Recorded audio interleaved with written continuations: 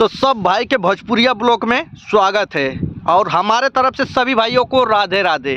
तो जैसे कि भाई आज आप लोगों के हम बतावल चाहते हैं, पूरे 1 साल बाद हम ये चैनल पे न्यू ब्लॉग अपने विकास राज 2 ब्लॉग पे लेके आए हैं। और दोस्तों हमारे ब्लॉग बनौले का रीज़न का है, यूट्यूब वाले सबके चैलेंज करन, आज हम यूट्यूब वाले के चैलेंज करत थी। चाहे हमार वीडियो निक जाए, चाहे बेकार वीडियो जाए, चाहे खराब वीडियो जाए, लेकिन डेली एक वीडियो हो जाए। काहे कि 1 साल में बहुत जने कहना 365 दिन होला, तो हमारे तरफ से 364 दिन हम मानत थी।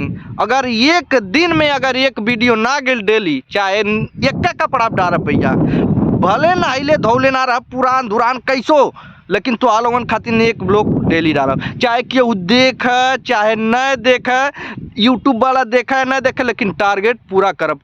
वहू के पता चली कि हम कोनो आदमी ना दर बेहया हैं, दर बेहया।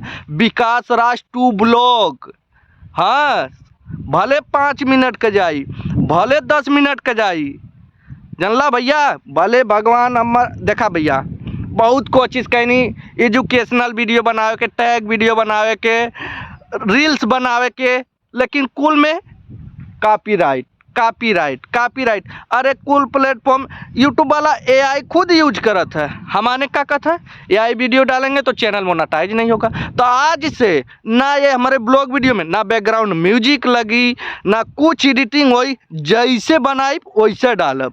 और यूट्यूब वाले के पावर ना कि ये वीडियो के प्रमोट ना करें, चाहे आज करें चाहे न करें, 5 महीना बाद, 6 महीना बाद, साल भर बाद, 2 साल बाद करिए।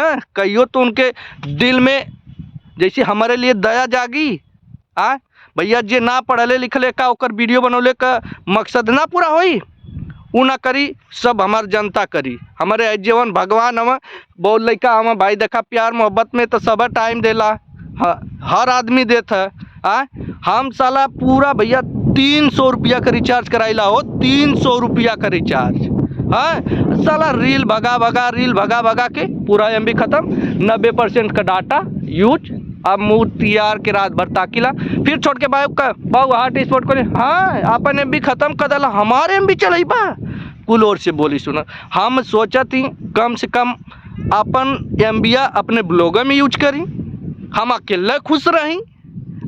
और भैया हम ये बतावल चाहती ना कि हम सबके सामाने बनौले में बहुत लजाइला हो, सही में बहुत लजाइला। काहे कि हम इतना गोर है ना, हमके देख के अपने आप के लाज लगेले। एक करे वजह से घरे से बहुत दूर आए, जौने खेते का बोलल जाला है, जौने तेलवा पेराला सरसों में आए। देखा अपन ब्लॉग वीडियो शूट करत थी।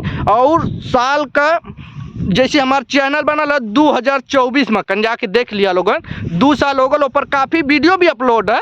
पहले जैसे ना फनी ब्लॉग बनाई दिल्ली उल्ली में जाके, और शूटिंग वूटिंग के ब्लॉग बनाई, तो ऊपर पूरा अपलोड है। जे पर वीडियो हम डालब तो यूट्यूब वाले के हम चैलेंज करती है, तो उन लोगों के भैया बता देती, जितना हमारे सदस्य देखे वाला है वह डेली एक वीडियो डालब, डेली एक वीडियो डालब। अगर ना पड़ी ना तो कमेंट में हमके गाली दे सकला लोगन, चाहे निक वीडियो पड़े, चाहे बेकार वीडियो पड़े, चाहे सुतले डाल दें, चाहे आँख मिजते डाल दें, लेकिन एक ब्लॉग वीडियो तो आप लोगन की जरूर डालब विकास राज 2 ब्लॉग पे। अगर हमार वीडियो भैया जेके पसंद आई, हाँ जेके पसंद आई, शेयर तो कह दिया, कमेंट तो कह दिया, और ना करवा तो कौनो इतराज ना, ज़बरदस्ती काम ना होला ये बेला में। और वैसे तो यूट्यूब के वह लोग प्रमोट भाई, अच्छे क्रिएटर, बड़े बड़े डायलॉग, बहुत बड़े बड़े मोटिवेशनल वाले बहुत वीडियो बनौनी भैया, बहुत कूल, बहुत का ना कहीं यार। यूट्यूब पे समझ ला ना 2017 से मेहनत करती, लेकिन सक्सेस ना बनी। ये चीज़ के हमके बहुत खुशी है कि हम सक्सेस ना बनी। काफ़ी लोग तो सक्सेस हो गई ना, अब भगवान चाहिए तो आज ना तो कल सक्सेस होबे करब। राधे राधे। महाराज प्रेमानंद सबकर दुआ रही तो जरूर हो। और यो हम बताते कि हर जगह जहाँ हम ब्लॉग वीडियो बनाई, हर ब्लॉग में हर अलग लोकेशन रही, इतना तो जरूर दिखाइब लोगन आप लोगन के। आई मत कहिया लोगन विकास भैया पहले मत इन वीडियो बनावा जौने में बैकग्राउंड एडिट करत आला, शायरी बोलत आला, ऐसे करत आला, तो फलान तो ढकान। भैया यूट्यूब वाला इतना नियम लगा दिले है ना कि वो कहत कि हमके कैसनो न दा, एडिट फिडिट मत करा, लेकिन रियल कंटेंट रहे। अब ऐसे बड़ा कौन रियल कंटेंट तो दे पाई भैया हम। ऐसे बड़ा रियल कंटेंट चाहिए तो अगले जन्म में हमारा इंतज़ार करिए। और दोस्तों एक चीज़ और बताओ चाहती तो आप लोगन के, बहुत वीडियो बनाई तो भैया जैसे कि हम यह कहना चाहता नहीं है कि हम एगो और बात बताओ थी आप लोगों कि हम ज़्यादा पढ़ल लिखल ना है। अगर हमार वीडियो बनावत थी, अगर मान ला हमार डिस्क्रिप्शन चाहे कहाँ कहाँ लिखाला तनी गलत लिखा जाए तो पर हंसिया मत लोगन, जाना तवा ना वह कले पढ़ल लिखल आदमी ना रही गंवा रही तो केतु के इस्तेमाल करी गूगल का कई।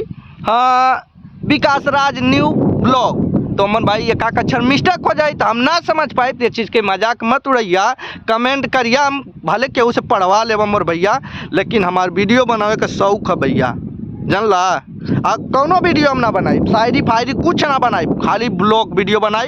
एक चैनल पे यूट्यूब वाले के तो चैलेंज कैले हैं, सपना में यार फोन आ ला यूट्यूब वाले के जानला, ओकर का नाम है कि डेली एक वीडियो हमके चाहिए।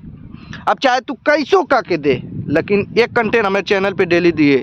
अगर तो के हमारे चैनल पे एक्टिव रहे के तब, ना रहे के तो चाची ओची मोर भैया भैया आप लोगन का दुआ है, अगर देखबा तब वो ठीक है, ना देखबा तब वो ठीक है, लेकिन हम वीडियो बनावत रहे तरह चाहे केहू के निक लगे और चाहे बेकार MB, लेकिन हम फालतू ना खर्च करब। 300 रुपया पड़ेल मोर भैया, 300 रुपया का भोजपुरिया ब्लॉग से विकास भोजपुरिया ब्लॉग। तो मिलब तो आप लोगन के नेक्स्ट ब्लॉग में, और ये ब्लॉग में बताइए अगर कोनो गलती भइल तो करियवा के तरफ से क्षमा मांगा थी भाई, ठीक ना। जय हिंद जय भारत।